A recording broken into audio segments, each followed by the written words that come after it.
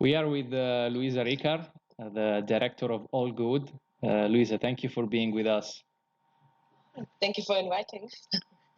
Me and Tommaso would love to ask you some questions about the short to help the spectators follow, the aspects that you care the most about it, and also to get deeper into the themes of this screening we are hosting tonight. So, Tommaso, you have the word. I have the word. So, first of all, congratulations for the short film. I really enjoyed it, and that's why I selected in this short days edition. What I like to ask you is a general introduction of how this project, how did you start this project, why, and why you wanted to tell us this story about alienation. That's how I saw it. But please tell us about the process, and then we'll ask you some other questions. Actually, I started working on the project some years ago. It was like right before the Me Too debate started.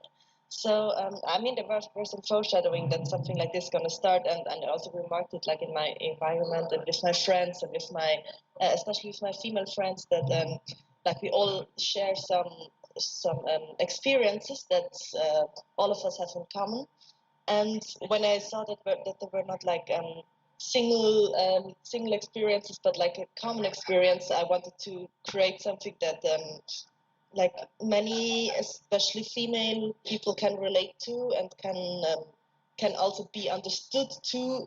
Because so often when you tell this to another person, then you feel really lonely because you feel that nobody understands and you're the only one and you're a bit crazy and you're a bit overacting. And when it becomes some kind of common experience, then suddenly it has some kind of validation. And yeah, that was the background of why I wanted to do this. Thank you. So in the context of our screening, we faced different kinds of alienation. This one of All Good is strictly related to the culture that the character is immersed in. And so we have like a short film about alienation and loneliness inside a family. We have loneliness inside, a post-war background. We have alienation inside the sport environment, and then we have this culture. And I think that in our culture, in our society, in today's society, there is a lot of people that are living in the same condition as your character. So I wanted to ask you.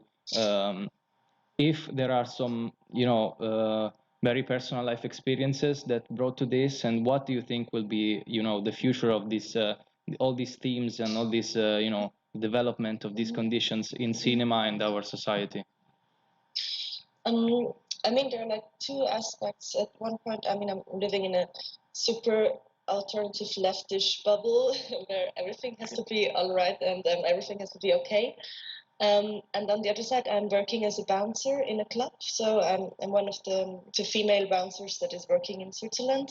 And so I have like two perspectives where at one side, like in my personal environment, I experience the pressure or the feeling of being cool with everything and being like tough with everything. And on the other side, when I work as a bouncer, not right now because right now everything is closed, but normally there I also have quite a good point of where I can supervise a lot of people and see a lot of tendencies and a lot of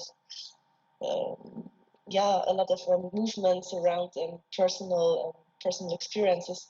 And yeah, there are a lot of. But then I see a lot of things going on, and that's quite shocking at one point, and also quite supporting when I see that people try to counteract and try to do something against it. But for sure, I also experienced this kind of moments where I thought, okay, I'm doing something, but I don't really want to do it, but I still do it because I think I have to. Or when I don't do it, then I'm not the cool one. Yeah, who doesn't? Yeah, a scene, especially that I really loved, is the one inside the car where they are about to go to the party and the main character is asking for aid and her boyfriend doesn't even want to hear what she has to say. And I think this was the moment that let me understand what was the general theme, but also one of the most compelling moments. And I would like to ask you a really general question about how did you approach the actors and if they are part of the environment you're portraying, or you had to let them understand what was the environment that you were portraying. That's funny because, like, from the four main actors, like, one of them was in a bachelor degrees, one of them was in a master degrees, one of them already finished, and one of them, like the boyfriend of the main actor, he was like not a professional, so he was like one of the guys of my environment. And so it was a bit both. I mean, all of the characters, all of the protagonists, they had their own approach and their own, and they all could relate with their own lives with that. And I mean, for example, for this scene, I wrote it quite exact, and in comparison to other scenes where they had more freedom to improvise. Yeah, I mean, they just had really like clear descriptions. Like, he doesn't want to hear what she wants to say. She wants to say something but doesn't dare to. Yeah. And so they clashed. Yeah, really beautiful scene. It is interesting to, we are males, so we live this situation also, but from another point of view, because many times as males, we are expected to do something or to have some kind of experiences with girls. So it's a kind of, told from your perspective is very interesting, because for me as a male, I can see the other part of the spectrum, So when the culture pushes you to act and feel and behave in a certain way, and you don't really want to do it, but you feel forced to do it.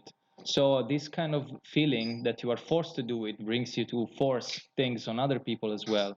And I would be very interested, in the future to see some directors do a sort of all good from the perspective of a man that doesn't really want to, go with a woman or, hit on women in public, but feel forced to do that. And this kind of violence continues to perpetrate during, all the phases of this relationship. So I think it's a very, very common feeling among people today.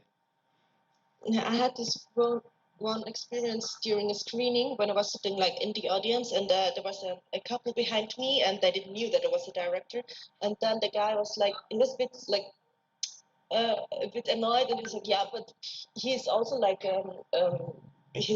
touched, and you could also do like the movie in from point of the perspective of the guy. And I was like, yeah, sure, you can, but do it. I mean, why not?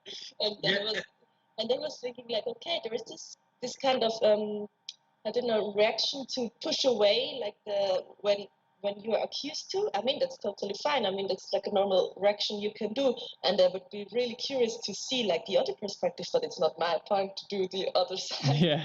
Because I mean, yeah. So I would be really curious about that movie. Sure. Yeah.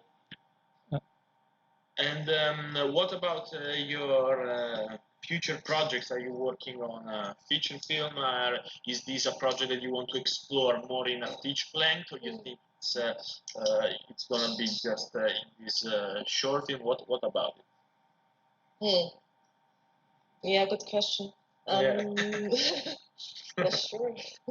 So right now I'm working on different stuff, but due to the whole situation, everything is a bit shut down. At the moment, I'm doing like a gay Christmas musical, so that's also a bit fun, but not really related to the topic. I don't know. Yeah, but I'd love to like explore this type of topics more, because I'm interested in how like self-identification and sexuality can be explored, and how everything in between the extremes are influencing us. And as I'm also like I'm a curator for a sex-positive film festival, so that's like something that is following me during the whole year, and I'd like to go deeper in that and to explore how like freedom and sexuality and like emancipation can be lived in this kind of society and what is needed for. So hopefully a feature, yeah, sure. Yeah. And We hope. one last question. I wanted to ask you if you believe in the power of, cinema and storytelling, cinematic storytelling in changing these kind of perspectives and mass behavior and culture. So what do you think actually should be addressed and changed in order for people not to feel different or to be forced to be different, but just to be themselves in a way that they don't feel forced to live in a certain kind of environment that is fixed and it is kind of imposed upon them? I mean, I think when we see something and when we can relate to something, it becomes reality. And the things we can't even imagine and we can't see, it's not existing somehow. So if we create like positive stereotypes or positive idols, then things that are not imaginable, not in our repertoire of imagination, then these sort of things become reality. And so I think it's our duty to create positive positive visions for the future to make the people believe that that's possible. And so yeah, sure, I'm not sure if like the 90-minute cinema format is the right format to do this, but I think like pictures and moving pictures are the right format to do this for sure. Okay, Luisa, thank you for all your background and information. You have a very special personality and you're very peculiar. So thank you so thank you for being with us, and it was a pleasure to meet you. So yeah, I wish you good luck with this screening. I hope.